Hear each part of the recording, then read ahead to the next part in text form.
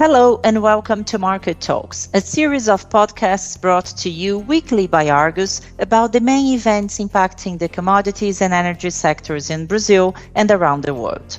My name is Camila Dias, I'm Argus Brazil Country Manager, and in today's episode, I'll talk to Nathalia Giannetti, reporter for the Argus Brazil Grains and Fertilizer publication, about the soybean boom in the Brazilian region known as Matopiba and what we can expect for the 2023-24 crop.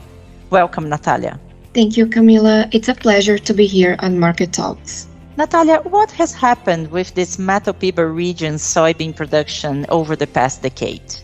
So, Camila, first, it is worth mentioning that Matopiba, it's an acronym formed by the initials of the four states that compose its territory: Maranhão, Tocantins, Piauí, and Bahia. This is also where a strong agricultural expansion has been taking place since the 1980s. In recent years, Matopiba has emerged as an important producing pole of soybean in Brazil. In 22-23, these four states together produced about 20 million tons of soybeans. This total is only below the two largest Brazilian soybean producers, namely Mato Grosso and Paraná states. In the 2022-23 harvest, Mato Grosso produced more than 45 million tons and Paraná produced around 22 million tons of soybeans. 10 years ago, soybean production in Matopiba totaled only 6.8 million tons, so volumes tripled in this period. Of course, the national soy production has also grown exponentially in the last decade, but the progress recorded in Matopiba exceeds proportionally the growth of soybean production in other states and regions, with an increase in the share of Matopiba. In 22-23, the region accounted for 13% of the record 154.6 million tons produced nationally. 10 years earlier, in the 2012-13 crop, Matopiba accounted for 8% of the 81.5 million tons of soybeans harvested in Brazil. There's been indeed a pretty significant increase in Matopiba's soy production, Nathalia. But what happened in the past decade that could explain this growth? This is actually the result of mainly two combined factors, Camila. The expansion of planted area and the increase of yields. Both were also trends registered nationally. This happened mostly because between 2013 and 2023, Brazilian farmers began to perceive the soybean crop as an economically favorable option. The devaluation of Brazil's real against the US dollar in this period turned the Brazilian soybean much more competitive to export, for example. As a result, farmers began to expand more and more the area sown and increased their investments in fertilizers, pesticides, and other agricultural inputs. Weather conditions also weighted positively in the last 10 years. Most of the cycles that followed the 2012-13 season were favored by the occurrence of regular rainfall in Matopiba, which further boosted soybean yields. For example, in the last 3 seasons, when the weather phenomenon La Niña resulted in the good regularity of rainfall volumes in the region, there was an increase of 4.5 million tons in Matopiba soybean production. And in the specific case of Bahia, we can mention the practice of growing herbaceous vegetation between soy crops to maintain soil moisture levels.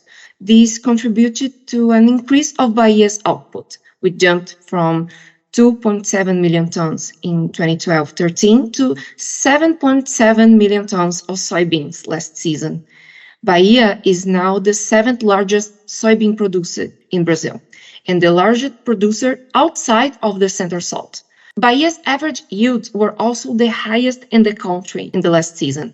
10 years ago, the state held the second last position in the national ranking.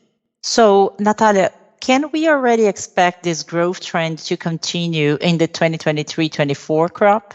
So, Camila, the situation for Matopiba next season is quite complicated.